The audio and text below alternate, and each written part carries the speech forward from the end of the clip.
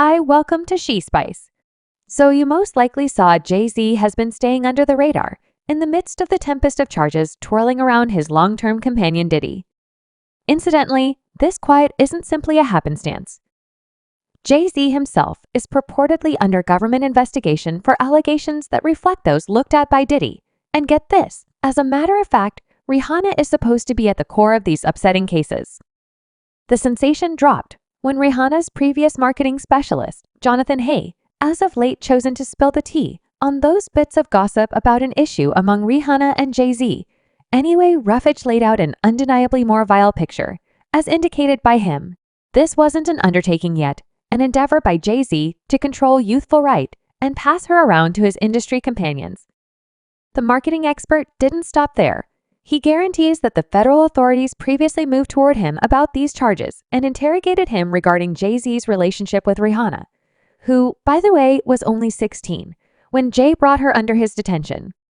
Wing, however, is only a glimpse of something larger. An old meeting with Rihanna has re-emerged where Rihanna uncovered Jay-Z's conveyed upsetting intimidations during their initial gathering and essentially threatened her into marking with Diddy, keeping in mind that he forgot about them as jokes. In those days, in the ongoing setting of these claims, and Jay-Z's supposed contribution to the demise of reputed escort Kathy White. Those jokes appear everything except entertaining to, as of late, fan the fire, a chillingly visually impaired thing that has begun getting out and about web-based embroiling Jay-Z in supposed unseemly direct with vocalist Tiari, who was likewise beneath the age when she endorsed with Diddy. I read a very upsetting visually impaired thing last week about a youthful craftsman who was sold and boycotted from the music business. All remarked that it seems okay on the off chance that the craftsman was supposedly a headband. Marie, who was endorsed to Jay-Z's record mark when she was 16 years of age, was on Adoration and Hip Jump, and afterwards she recently vanished, so I will rehash this visually impaired thing with the new names in spot, and we should check whether this appears to be legit following the death of Alia. Certain record makers were searching for another person who could step into her point of view in additional ways than one. As I have told you before, Alia was helped as a minor by a few makers and was dealt with like a piece of meat to be traded by various makers up until the time that she died. A few years after she died, a genuinely enormous record maker began settling on certain decisions about a vocalist he had sorting out of his studio. She was 15 and excited, and soon unique nameheads were exploring her, and this is supposedly Headdress. Marie, when they heard her voice and afterward perceived how she looked, they began exploring her considerably harder. She was laying down with one of the makers, the one who settled on the underlying decisions, and I don't have any idea who this is.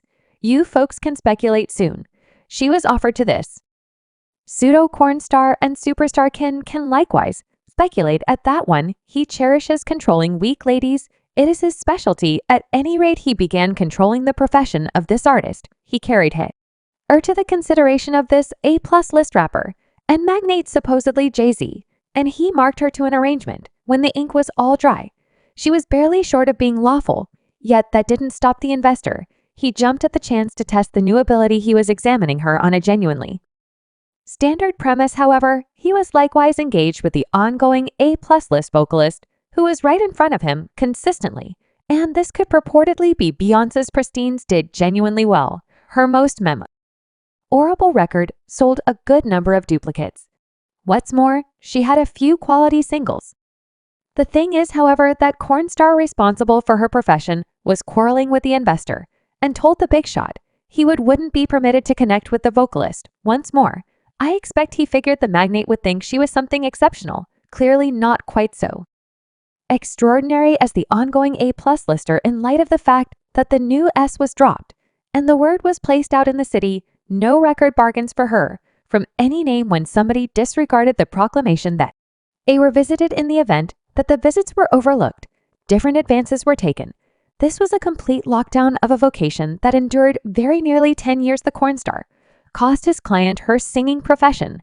However, he didn't mind since he was with such countless various ladies who were all procuring for him that she was only a drop in the can. Recently, the vocalist has returned into the spotlight, and obviously she is presently permitted to record and is beginning to truly establish herself over and over. This is supposedly Crown Marie Jay-Z. And Beyonce, what do you folks think? As you can see, there's a ton to unload here, and it's truly beginning to seem to be that large number of individuals who said that the pendulum would swing to Jay-Z after Diddy were 100% right. It appears as though we are gradually seeing Jay-Z's unwinding, and how much soil he has on him makes Diddy seem to be a novice. Yet what precisely happened to Rihanna when Jay-Z marked her to the jam? What did Rihanna's marketing experts tell the federal authorities? And how did Jay-Z figure out how to keep away from serious examination? As of recently, we should separate it all. Jay-Z let me know what he said, a great tryout, yet before I met him, I was so anxious, I was shaking in a real sense. So there are a few truly upsetting reports whirling on the web about Jay-Z supposedly doing something improper to Rihanna when she originally endorsed with his name. Passing Jam and Rihanna's marketing expert just uncovered the federal authorities examined him concerning this anyway. Word on the road is that Jay-Z utilized his leverage and political associations to keep away from an authority examination. Yet, how about we start with some foundation first? What befell Rihanna when she endorsed Jay-Z at only 16 years old? Did Jay truly convey intimidations to her life at the principal meeting? So back in 2005, 16-year-old, Rihanna tried out for Jay-Z in New York, and he was dazzled to the point that he marked her on the spot. The gathering went on until the early morning hours, and Rihanna later said that Jay-Z kidded about tossing her out of a 29th floor window. Except if she marked the agreement he said about a window and an entryway or something gracious, then he said he did the schoolwork. I did a ton of schoolwork on you. This woman, he expressed him there. 2 is to leave here either through the entryway with the arrangement sign or through this window, and we're on the 29th floor. So you resembled, where's the pen? Where's the paper? I'm marking, better believe it, and presently regardless of whether this was a joke and not a genuine danger, for what reason is a developed man kidding like this with somebody sufficiently youthful to be his girl? And it's not only the age contrast. Rihanna was there alone, without parental oversight, and Jay-Z was in a position of force, in a real sense grasping her fantasies and taking steps to squash them, except if she got in line. So obviously Rihanna marked the agreement, and Jay-Z and his group promptly began dealing with her introduction collection, Music of the Sun. Now, not long after Music of the Sun, bits of hearsay began circling that Rihanna and Jay-Z were supposedly taking part in an extramarital entanglements anyway. Rihanna's previous marketing expert, Jonathan Hay, later asserted that he manufactured the whole anecdote about the taking to raise publicity for Rihanna's breakout hit. Ponder replay anyway. Beyonce purportedly thought the bits of hearsay were absolutely conceivable, and word on the road is that she attempted to disrupt Rihanna's profession as per the songwriting sibling pair Thun and Timothy Thomas, otherwise called R. City. They initially recorded Beyonce's hit Bow for Rihanna anyway. Sovereign Honeybee, some way or another, figured out how to grab the track for herself. One of the siblings later said that he had never at any point run into each other with Beyonce and was fitting Bow Down explicitly for Rihanna, and get this, soon after Neil dropped. Rihanna tweeted, I just had the skill to be number one. I could utilize a test to see how that vibe down there kneeling down. Close to this time.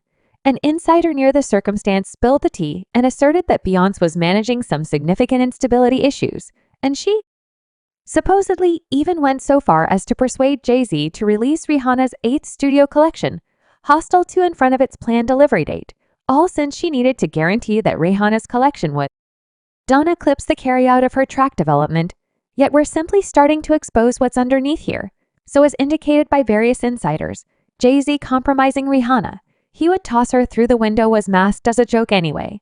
A large number guarantee Jay-Z's more than prepared to do some truly abhorrent stuff, more awful than Diddy. Individuals have murmured regarding Jay-Z's clouded side for a very long time.